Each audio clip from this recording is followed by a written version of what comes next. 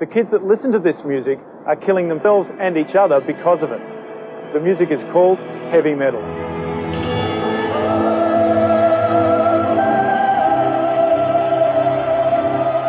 Industrial Pittsburgh, deep in the heavy metal heartland of America.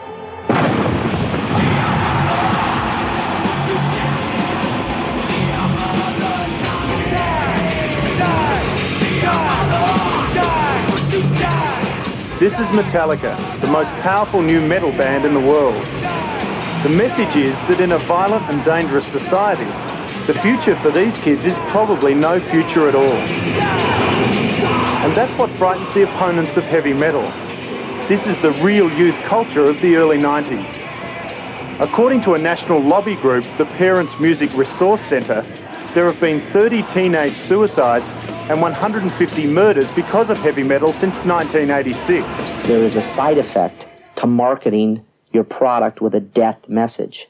And the risk is that the interpretation will be that death is the product and that the bands want you to kill yourself. Violence has always been a part of human society.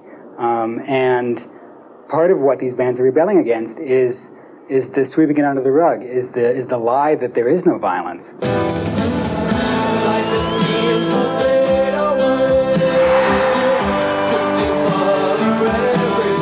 No band will encourage an audience to kill themselves. Dead people don't buy records. But it is true that suicide is a recurring theme in metal music. In 1987, 4 girls in Bakersfield, New Jersey, gassed themselves in a van. This song, Fade to Black, was found in the car stereo. A few days later, 2 young girls in Illinois copied the suicide. The lyrics to Fade to Black were found on the car seat between them.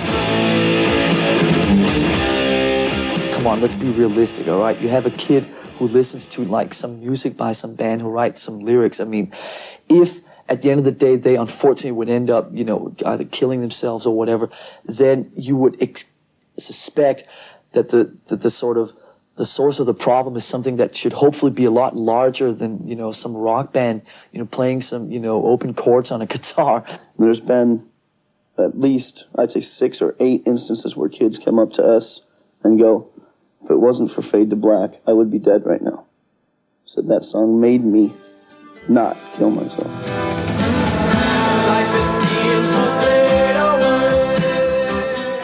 Australia is about to feel a new wave of heavy metal. Metallica is coming down to tour in May. And after what you've just seen, a lot of you, especially parents, may be frightened by the results. But what's frightening is not the music, it's the society that created it. According to the United States Department of Justice, 5,000 teenagers commit suicide in this country every year. That works out to about 14 a day. So it's a cop-out just to blame the music. Because it's not like punk. It doesn't come from the vicious inner city. The bands and their fans live here in white middle-class suburbia. They write about death and violence to cut through to an audience already desensitized by the nightly horror on the 6 o'clock news. I think, you know, different bands have different approaches and there are different things that get people off. You know, if some band wants to sit and write about Satanism or, you know, initiating people to kill themselves or, you know, is writing about, you know, mass murder, all that. I mean, who am I to sit and tell them not to? Because I think at the end of the day, we're talking about some very basic things, which is like, you know, freedom of speech.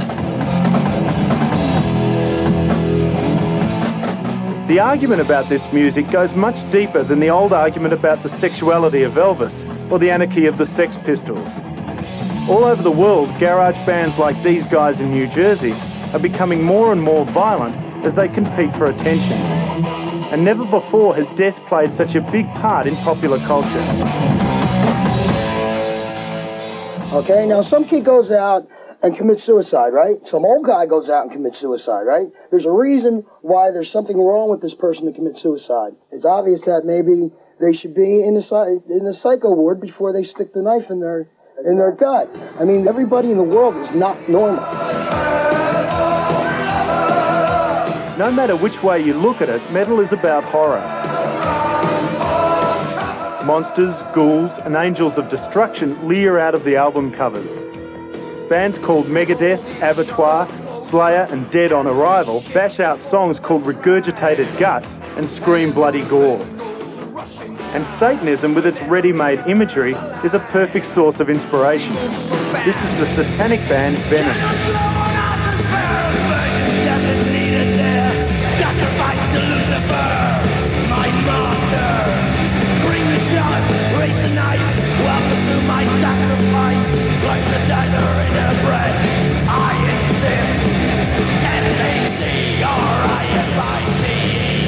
A lot of the satanic murders that have occurred across this country have been kids killing other kids.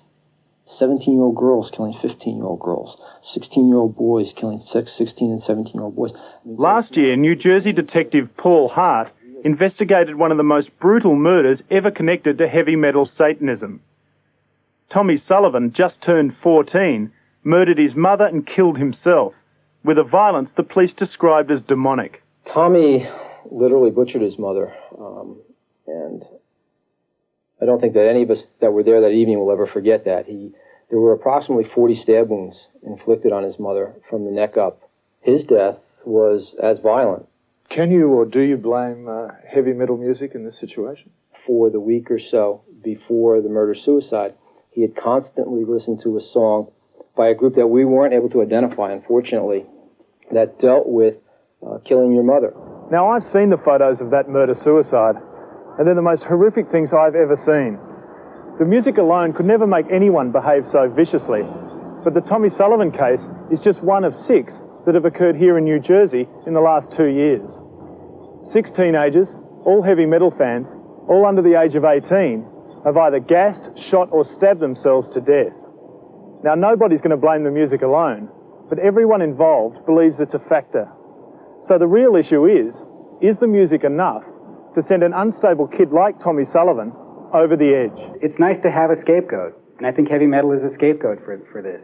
Heavy metal examines these adolescent feelings, examines the feeling of imminent death, examines the feeling that you're victimized, examines all the things that you don't see in sort of happy talk television shows and movies. Why do we have to have our kids' bodies piling up like bodies in a Shakespearean tragedy before we'll wake up and say, look, that's how they're being programmed? Lawyers Tim Post and Ken McKenna are seeking several $1 million damages from the English band Judas Priest, following a double shooting in Reno, Nevada 4 years ago.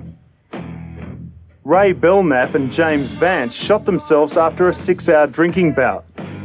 They locked themselves in a room, smoked some marijuana, and listened to the same track over and over again. Belknap died instantly. Vance survived, mutilated. He underwent 159 hours of surgery before he died of a drug overdose in November last year.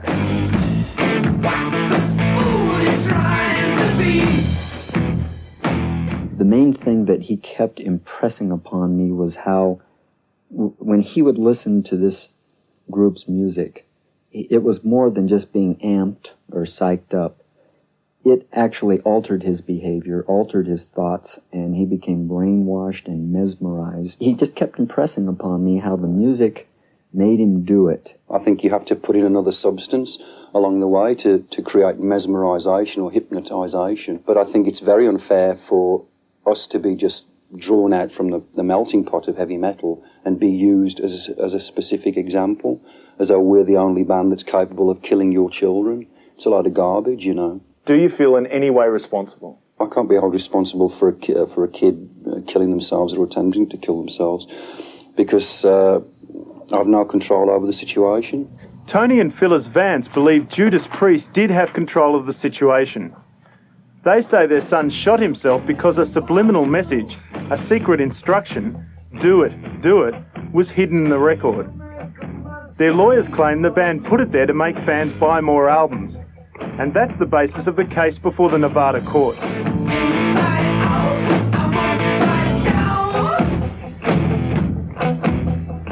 But James said to me that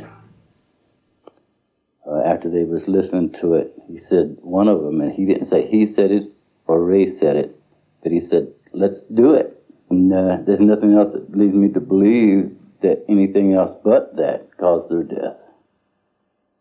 He'd quote the song lyrics just as if they were scriptures out of the Bible, and that would really upset me, because it's like, how can you quote that so pronounced like he did? And he knew it. He knew the music had caused him to shoot himself and for Ray to die. It's a joke. It's a joke, especially related to us. I mean, who in their right mind wants to put a subliminal message, do it, kill yourself, throw yourself off a building? What the hell is the point in doing that? It doesn't make sense to me.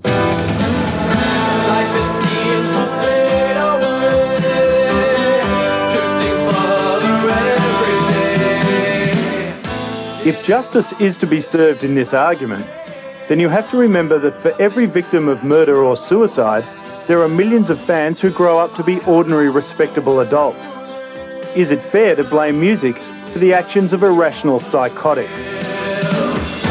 You get a panel of potential killers and suicides and have them listen to every song and see whether that would set them off. I mean, it just becomes insane. It becomes as insane as the activities depicted in the songs. Heavy metal has taken the position for 10 years that they are under no social responsibility. Zero. And they have not self-policed themselves. They have not done anything to show that they are going to have a social conscience. And they now have to pay a price for what they've done. What I think they should do in the future is develop a social conscience and realize they're dealing with our future of our youth.